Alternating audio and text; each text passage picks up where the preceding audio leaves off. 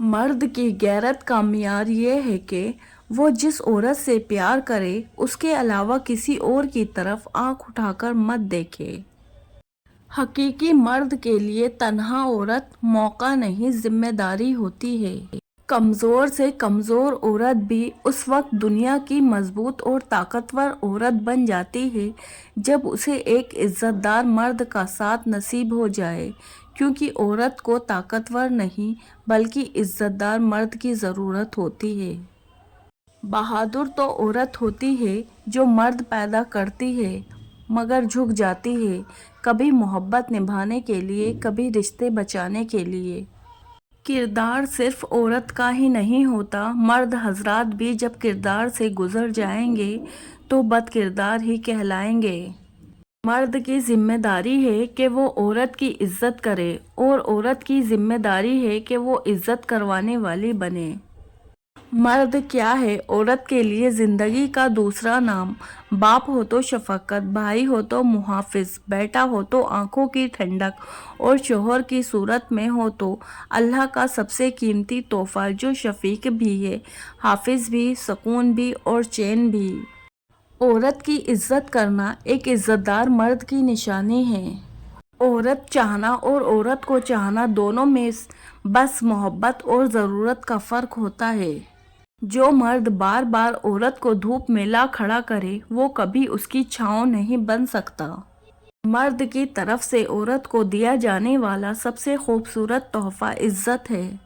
وقت اور بیوی تنگ تو کرتی ہے لیکن جب ساتھ دیتی ہے تو زندگی بدل دیتی ہے۔ عورت کے چہرے پر تمام رنگ مرد کی وجہ سے آتے ہیں، چاہے وہ خوشی کے ہو یا غم کے۔ یقین جانیے ہر مرد محبت نہیں کر سکتا، وہ مرد تو بالکل بھی نہیں جو ہر لڑکی پر مرنے کو شوقین ہو۔ حضرت علی رضی اللہ عنہ نے فرمایا، انسان کے کردار کی دو منزلیں ہیں، دل میں اتر جانا یا دل سے اتر جانا۔ کہہ دو میرے ان بندوں سے جنہیں حالات ناممکن لگ رہے ہیں، میں ہر شے پر قدرت رکھنے والا ہوں، گھبراؤ نہیں، خدا کی مدد یقیناً بہت قریب ہے۔ اللہ کا شکر ادا کرو، یہ نہ سوچو اللہ تمہاری دعاؤں کو فوراً قبول کیوں نہیں کرتا، بلکہ یہ شکر کرو کہ وہ تمہارے گناہوں کی سزا فوراً نہیں دیتا۔ اے اللہ، تیرے بندے جس جس بیماری اور تکلیف میں مبتلا ہیں ان سب کو نجات عطا فرما، آمین۔ کبھی کبھی یہ طے کرنا مشکل ہو جاتا ہے کہ غلط کیا ہے، وہ جھوٹ جو چہرے پر مسکان لائے یا وہ سچ جو آنکھوں میں آنسو لائے، خود کو جھوٹ میں بہلا کر خوش رہے یا حقیقت کو تسلیم کر کے روئے۔ نماز اتنی ہی ضروری ہے جتنا کہ جینے کے لیے سانس لینا ضروری ہوتا ہے۔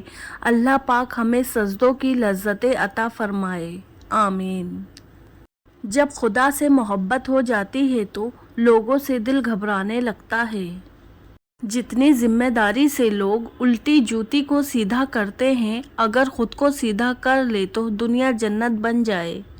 لوگ لاکھ کہیں یہ ممکن نہیں، مگر میں نے اس کے کن سے تقدیریں بدلتی دیکھی ہیں۔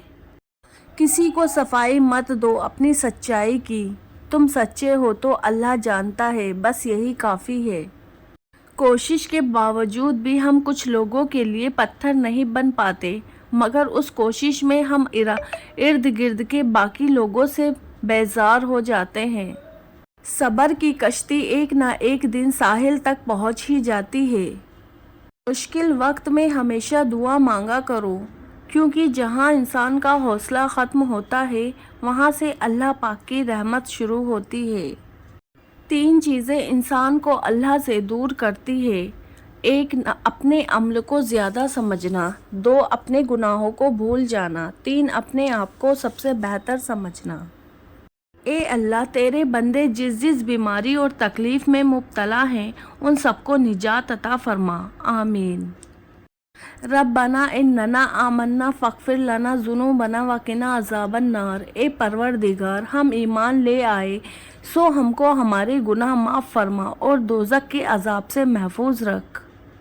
اگر لوگوں کو فجر اور عشاء کی نماز کا ثواب معلوم ہو جائے تو گھٹنوں کے بل گھسیٹتے ہوئے مسجد میں آئیں۔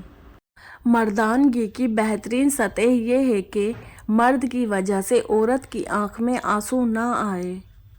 روزہ رکھنے کی فضیلت۔ رسول اللہ صلی اللہ علیہ وسلم نے فرمایا، جو بندہ بھی اللہ تعالیٰ کے راستے میں ایک دن کا روزہ رکھتا ہے، اللہ تعالیٰ اس دن کی وجہ سے اس کے چہرے کو دوزخ کی آگ سے 70 سال کی دوری کے برابر کر دیتا ہے۔ صبر ایک ایسی سواری ہے جو اپنے سوار کو کبھی گرنے نہیں دیتی، نہ کسی کے قدموں میں، نہ کسی کی نظروں میں۔